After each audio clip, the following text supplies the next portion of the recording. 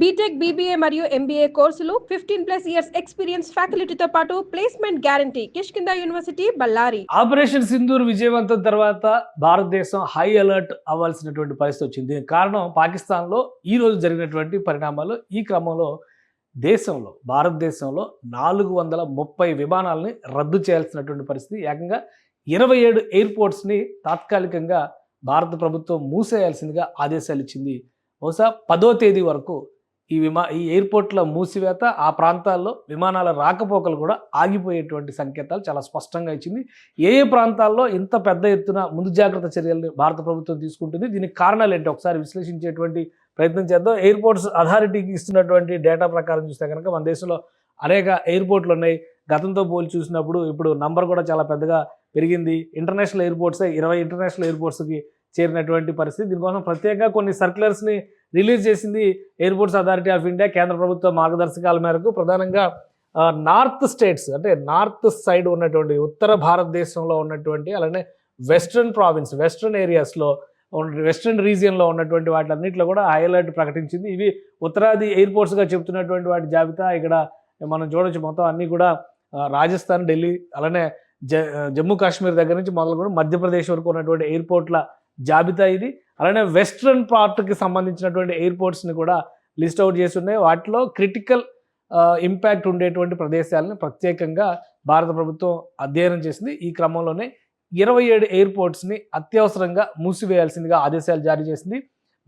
ఈ నెల 10వ తారీఖు వరకు, మే 10వ తారీఖు వరకు ఈ మూసివేత కొనసాగుతుంది.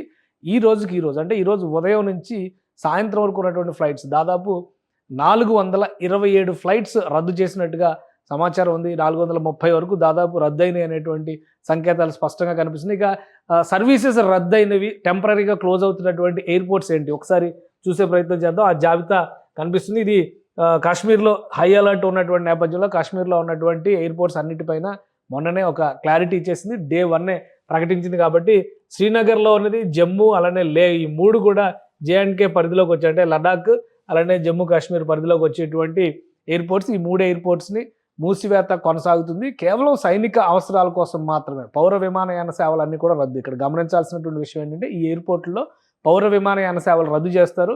సైనిక అవసరాల కోసం అవసరమైతే వీటిని ఉపయోగిస్తారు. ఎమర్జెన్సీ సర్వీసెస్ కోసం కూడా వీటిని ఉపయోగించేటువంటి అవకాశం ఉంటుంది. ఇక చండీగఢ్ ఎయిర్పోర్ట్ కూడా ఈ లిస్టులో ఉంది. పంజాబ్, హర్యానా ఈ 2 ఏరియాలకి సంబంధించినటువంటి కీలకమైన ప్రదేశం ఇది. చండీగఢ్ ఎయిర్పోర్ట్ కూడా టెంపరీగా క్లోజ్ చేయాలనుకున్నారు. అలానే పంజాబ్లో ఉన్నటువంటి అమృత్సర్, లుధియానా, పటియాలా, భటిండా ఇవన్నీ కూడా రాజస్థాన్లోకి వచ్చేవి. హల్వారా, ఇవి ఈ 9 విమానాశ్రయాలు కూడా మూసివేతకు గురవుతున్నటువంటి జాబితాలో ఉన్నాయి. 10వ తేదీ వరకు ఇక్కడ సర్వీసెస్, ఎలాంటి సర్వీసెస్ కూడా ఉండవనేటువంటి విషయాన్ని ప్రభుత్వం అనౌన్స్ చేసింది. అలానే ఎయిర్పోర్ట్స్ అథారిటీ ఆఫ్ ఇండియా కూడా ప్రత్యామ్నాయమైనటువంటి ఏర్పాట్లు చేస్తుంది. ఇక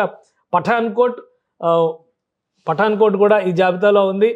భుంటార్, షిమ్లా, గగ్గాల్, ధర్మశాల, కిషన్గఢ్, జైసల్మీర్, జోధ్పూర్, బైకనూర్, ఈ బైకనూర్కి సంబంధించినటువంటి ఎయిర్పోర్ట్స్ అన్నీ కూడా క్లోజ్ అవుతున్నాయి. 18 ఎయిర్పోర్ట్స్, 27 ఎయిర్పోర్ట్స్ అంటే మరొక లిస్ట్ కూడా ఉంది. ఆ లిస్ట్ కూడా ఒకసారి చూద్దాం మనం.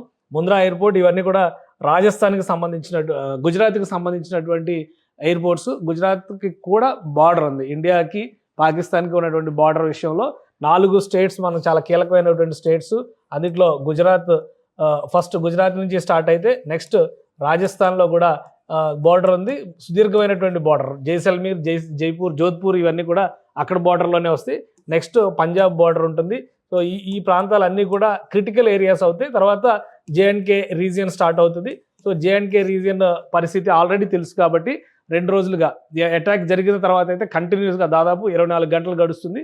అక్కడ ఫైరింగ్ అయితే కంటిన్యూగా జరుగుతున్నటువంటి పరిస్థితి ఉంది. ఇప్పుడు తాజాగా తీసుకున్న నిర్ణయం రాజస్థాన్, పంజాబ్కి సంబంధించినటువంటి బార్డర్ మొత్తాన్ని కూడా క్లోజ్ చేయాలని చెప్పని డిసైడ్ చేసింది భారత ప్రభుత్వం. ఆల్రెడీ బార్డర్ సర్వీసెస్ అన్ని కూడా ఆపేశారు, ఆ విషయం తెలుసు. ఇప్పుడు ఈ 2 రాష్ట్రాల మధ్యలో ఉన్నటువంటి బార్డర్ని, ఈ రెండింటికి సంబంధించి పాకిస్తాన్తో ఉన్నటువంటి బార్డర్ని పూర్తిగా క్లోజ్ చేశారు. అక్కడ కంప్లీట్ సర్వేలెన్స్, డ్రోన్స్తో పర్యవేక్షణ చేస్తున్నారు. ఆ క్రమంలోనే గుజరాత్లో కూడా ముందు జాగ్రత్తగా హై అలర్ట్కి తీసుకున్నారు. Mundra airport, Jamnagar airport, Rajkot airport, అలానే పోర్బందర్ ఎయిర్పోర్టు, ఇక్కడ చూస్తే కాండ్లా ఎయిర్పోర్టు, కేషోద్, భుజ్ ఇవన్నీ కూడా గుజరాత్లో ఉన్నటువంటి ఎయిర్పోర్ట్స్. ఇక గ్వాలియర్, ఇవి మధ్యప్రదేశ్లోకి వచ్చేటువంటి ఎయిర్పోర్టు. హిండన్ ఎయిర్పోర్ట్ అంటే గజియాబాద్, అంటే ఉత్తరప్రదేశ్కి సంబంధించినటువంటి ఎయిర్పోర్ట్. మొత్తం ఈ 30 ఈ 27 ఎయిర్పోర్ట్స్ని కూడా ఇది యూపీ, ఇది ఎంపీ కిందకి వస్తుంది. సో ఈ పైన ఉన్నవన్నీ కూడా గుజరాత్కి సంబంధించినటువంటి ఎయిర్పోర్ట్స్.